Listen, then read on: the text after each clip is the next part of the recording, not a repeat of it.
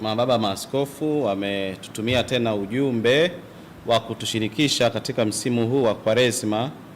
Anasema ni neema ya Mwenyezi Mungu kwamba sisi kupewa tena upya wa kipindi hiki kitakatifu, kipindi cha Kwaresma, wakati wa kujitengeneza na kujenga mazingira mazuri ya maisha yetu. Wanatualika tumuige Musa kwa siku 40, yeye ambaye alikuwa mlimani akimsikiliza Mwenyezi Mungu, akifunga kula na kunywa, na baadaye anatufundisha kwamba siku hizi 40 ni siku za marekebisho. Wanatualika tumuige Nabii Elia ambaye alitembea siku 40 akielekea mlima mtakatifu wa Horebu ili kumtafuta Mungu. Kumbe nasi tuweke nia katika funga yetu, tuwe na uthubutu wa kumtafuta Mwenyezi Mungu. Katika Kwaresima hii ya mwaka 2026, maaskofu wanasema tuongozwe na wazo kuu la mwaka wa Jubilei 2025 la mahujaji wa matumaini, na wameona kwamba ni vyema ujumbe huo usomeke: ndugu, msichoke kutenda mema. Kwani wakati wa maadhimisho ya Jubilei ya mwaka 2025 tulijiwekea malengo mbalimbali ya kiroho kama safari mpya ya kijubilei kwetu sisi mahujaji. Kumbe baada ya kufunga mwaka wa Jubilei hatupaswi kurudi nyuma katika uimara wa imani yetu. Ndio asili wanasema ndugu, msichoke kutenda mema.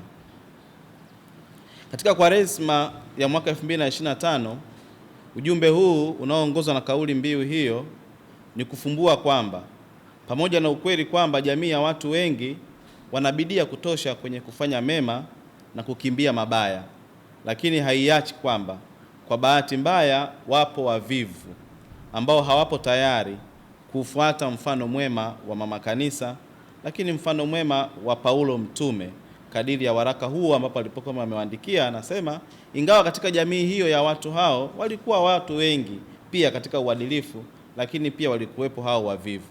Hivyo haiondoi katikati yetu uwepo na huo uvivu wa kutenda mema. Wanasema katika namna hiyo Paulo mtume anawaandikia hao watu ujumbe wa matumaini na kuwatia moyo kwamba ingawaje wapo watu ambao ni changamoto kwao, lakini wao hawapaswi kurudi nyuma katika kuwa wema na kutenda mema. Mwaliko huu wa kutenda mema unatafsiriwa katika namna nyingi katika mahusiano ya wanadamu. Nasema lakini Mungu ndiye chimbuko la wito huo wa kutenda mema, kwani yeye ni mtakatifu na ubaya hauna nafasi ndani mwake. Hata baada ya kazi ya uumbaji wa kila kitu alichokiumba katika wema kabisa, ndiyo maana katika fumbo hilo la uumbaji twasifiwa pia juu ya uumbaji wetu sisi wanadamu.